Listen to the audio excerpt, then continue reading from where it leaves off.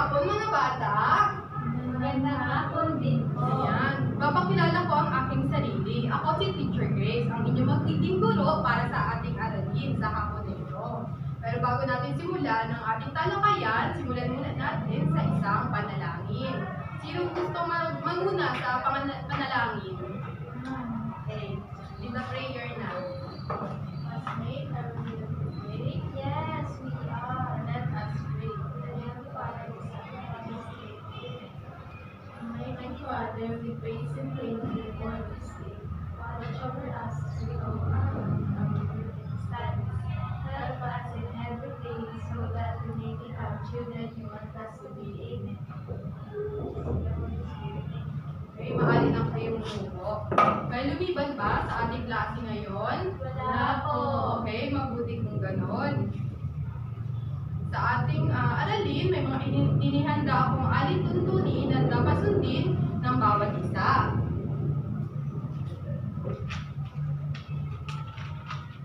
Ayan, pwede nyo bang basahin ang mga alituntunin na inihanda ni Teacher Grace? Basahin ka po natin. Unang alituntunin.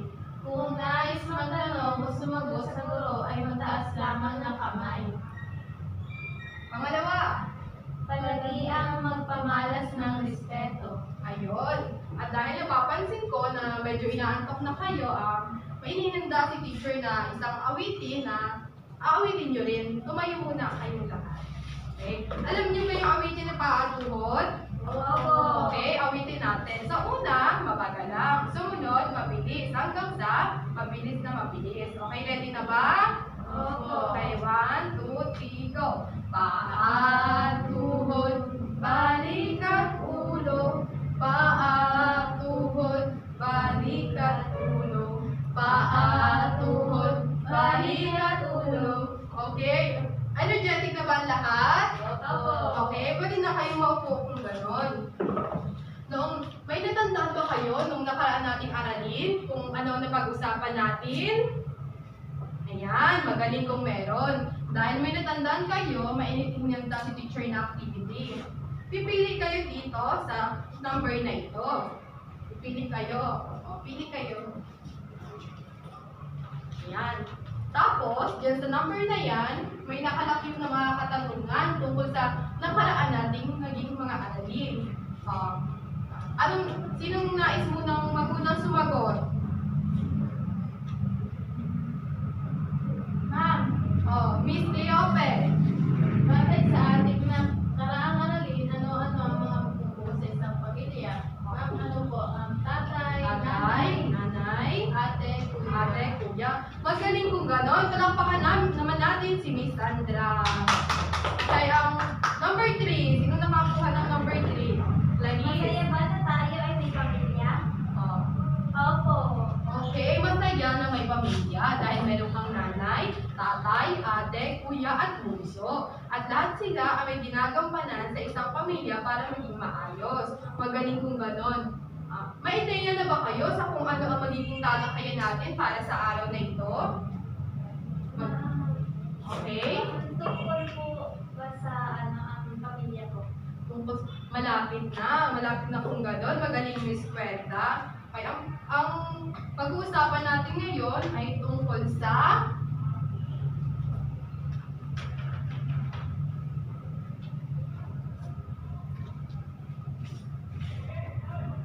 basahin po natin.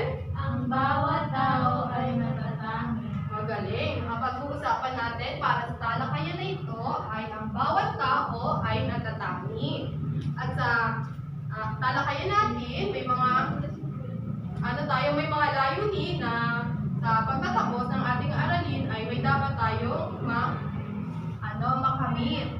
Una, natutukoy ang bahagi ng sariling katawan. Pangalawa, naiilarawan ang sariling katangiang pisikal. Pangatlo, naigugukit ang sariling espesyal na katangiang pisikal. Naiintindihan ba mga bata? Opo. Okay. Ngayon naman, dito, mainihanda si teacher, drawing. May dalawang drawing dito. Tapos, sasabihin nyo kung ano ang napapansin nyo or nakita nyo sa drawing na itatanda ni teacher.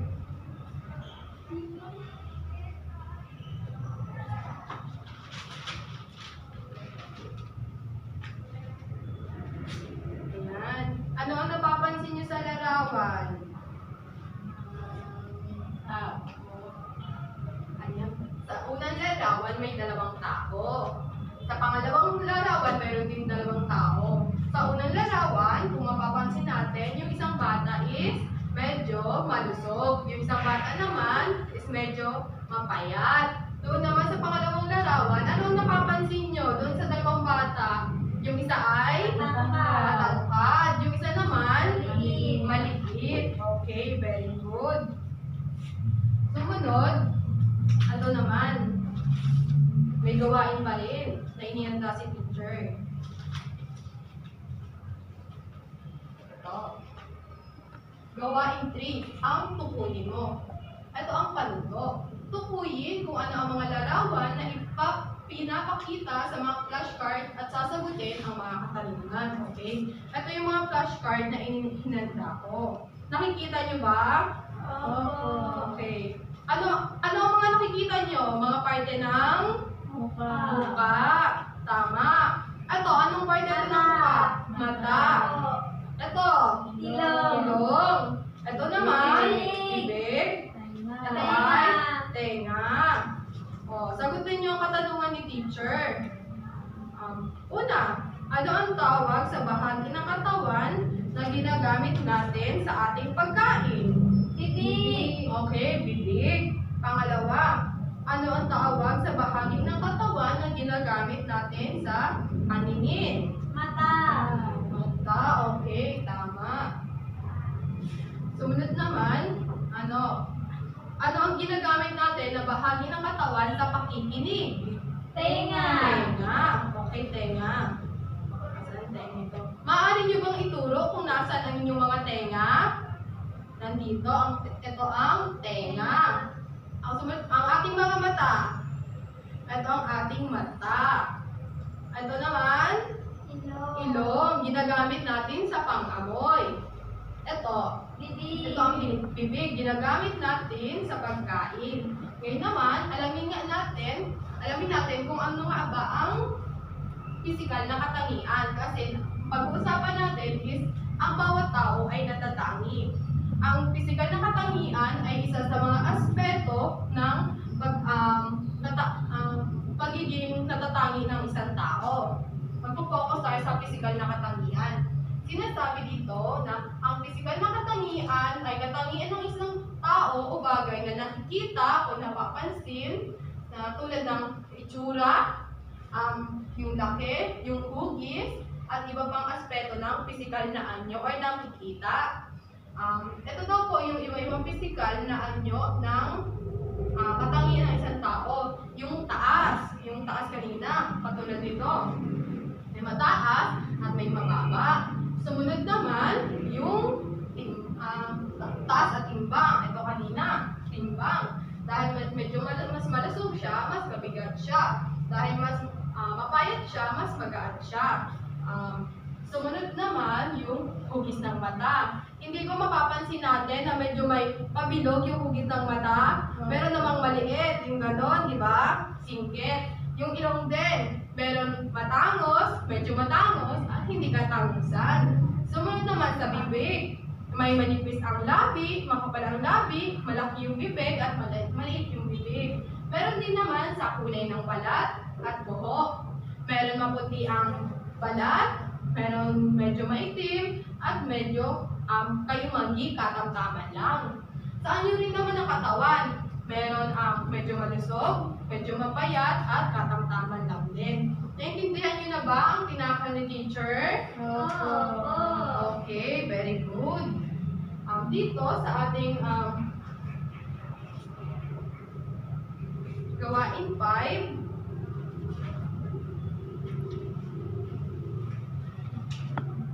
bibigyan ko kayo ng teacher ng isang activity sheet. Ang gagawin niyo dito is gugupitin niyo. Nakikita niyo ba yung mukha at yung hiwalay na parte ng mukha? Ngayon, gugupitin niyo siya, tapos ididikit sa mukha sa larawan kung saan dapat nakalagay ang mata, ilong, bibig, at tenga. Okay. Bibigyan ko naman kayo ng 5 minuto para sa activity ito. Thank you. Okay, ready na. Bigyan na kayo.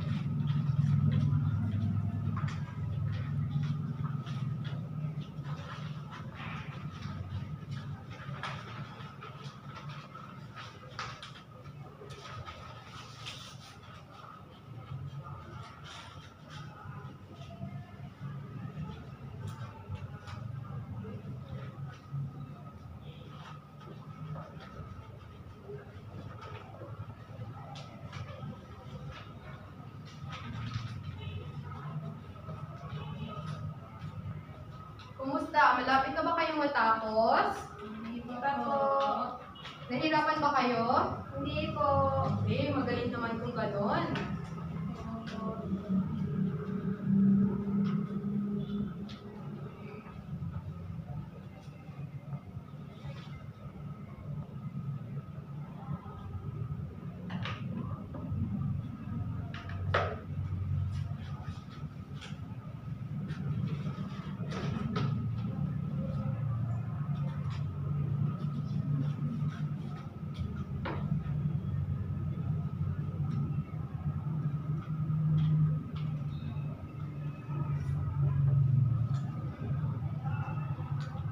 Malapit na ba kayong matapos?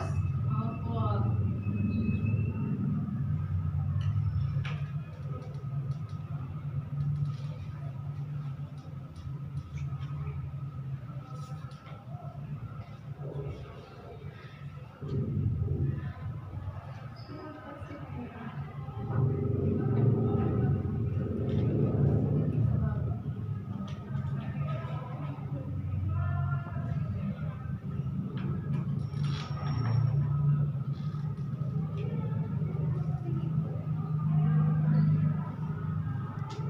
Basta po, ma'am. Okay, magaling kung ganon.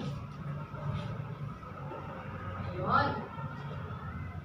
Pwede bang ibahagi dito sa unahan ang inyong mga nabuong mukha? Tingnan natin kung tama, kung saan ba nakalagay yung mga parte ng ng mukha natin. Okay, Miss Sandra. Okay, yung mata, inilagay niya dito. Tama yung mata. Yung ilong ay nasa gitna ng mukha. Tama. Yung bibig, nandito. Yung tenga, nasa gilid. Okay, very good. Tama, Miss Sandra. Miss Clarice, ikaw naman. Tingnan natin kung tama rin ang gawa ni Miss Clarice. Ang mata, ilong, bibig, at tenga. Okay, very good. Bigyan naman natin ng palakpak ang bawat isa. Magaling kung ganon. Kung gano'n, magaling na nalaman natin kung saan nakalagay yung mga parte ng mukha natin at nalaman natin ang iba-ibang physical na katangian ng bawat isa. Ayan. Maaari niyo bang sagutin ang mga itatanong ni teacher? I-share mo. Ano ang mga bagay na nagpapakita na ikaw ay espesyal? O ano yung sa palagay mo, yung katangian mo na meron ka na sa palagay mo ay nagiging espesyal ka or confident ka sa katangian na meron ka. Halimbawa, mataas ka. Yung height mo nagbibigay sa iyo ng confident na mataas ka. Madali kang makaabot ng mga bagay. Halimbawa, pag inutusan ka ng nanay mo ng kuha ng sinampay, di ba? Madali mong maabot yung sampayan dahil mataas ka. Sino makakapagbigay pa ng halimbawa na ano yung mga bagay na katangian mo na nakakapagparamdam sa'yo na ikaw ay espesyal, mga simpleng bagay. Ganon.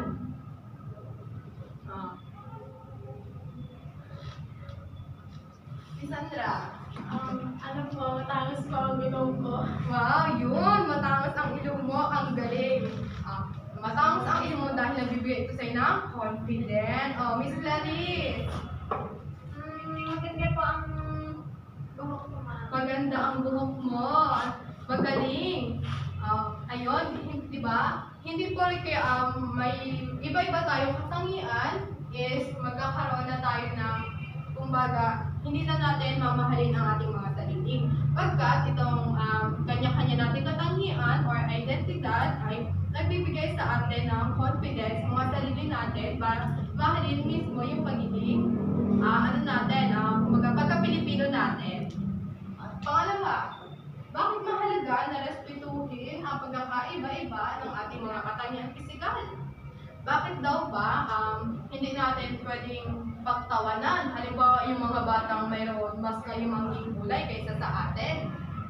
Miss Sandra.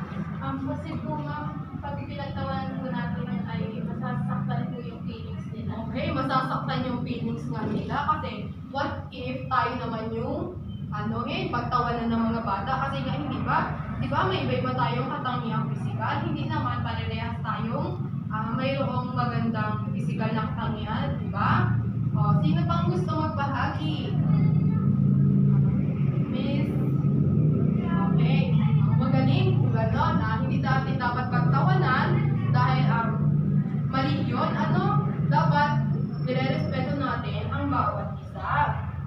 Pangatlo, ano ang naitutulong sa atin ng ating pisikal na katangian? Miss Kwenta. Papadagdag po ng confidence. Okay, very good. Nakakapadagdag ito ng confidence. Halimbawa, kung mahaba yung buhok mo, maganda yung mata mo, maputi ka, kayumanggi ka, nakakapagpadagdag sa'yo ng confidence. Kahit ano man yung katangiang pisikal mo, dapat confident talaga tayo sa kung anong meron tayo. Kasi bigay sa ating Lord. Ano po? Okay, very good. Sumunod naman. Ano nga ulit di ba, natakot ko kanina kung ano nga ba ang ibig sabihin ng physical na katangian at kung ano yung mga iba-ibang physical na katangian or anyo. Ano ang physical na katangian? Okay, Miss Sandra.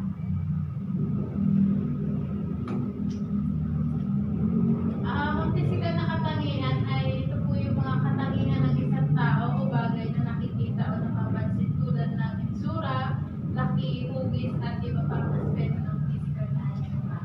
Tama, very good. Nakikinig na mabuti si Miss Cleope. Pangalawa, mahalaga ba ang ating mga physical na katangian? Mahalaga ba na meron tayong physical na katangian? Opo. Opo. Very good. Dahil nga, tulad na bagito kanina, ang ating physical na katangian ay bigay ng Diyos. Dapat pinahalagahan at minamahal natin ang ating mga sarili. Ayan. Dito naman, may ibibigay ako sa inyong mga emoji. Ayan. Sino nakakita ng mga emoji? Ayan. Ano yung mga emoji nakita nyo na merong masayang mukha at malungkot na mukha at iba pa. Ngayon, meron tayong dalawang klase ng emoji. Ang masaya at malungkot. Bawat isa, bibigyan ko ng masaya at malungkot na emoji. Masaya at malungkot. Masaya at malungkot. Ang gagawin nyo dyan, meron tayong gawain. Ang panutok.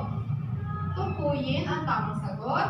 Itataas ang malungkot na emoji. Nasaan ang malungkot na emoji? Itataas ang malungkot na emoji kung ang tinutukoy ay mali. At itaas naman ang masayang emoji kung ang tinutukoy ay tama. Ready na ba kayo? Okay, ready na. Una, pagtawanan ang mga batang hindi matangos ang ilong. Ano yan? Masaya o malungkot na emoji? Malungkot na emoji, tama. Kasi nga, hindi dapat pinagtatawanan. Dapat, kinagalang natin ang bawat isa. Pangalawa, igalang at irespeto ang bawat isa. Ano, malungkot o masayang emoji? Masayang emoji.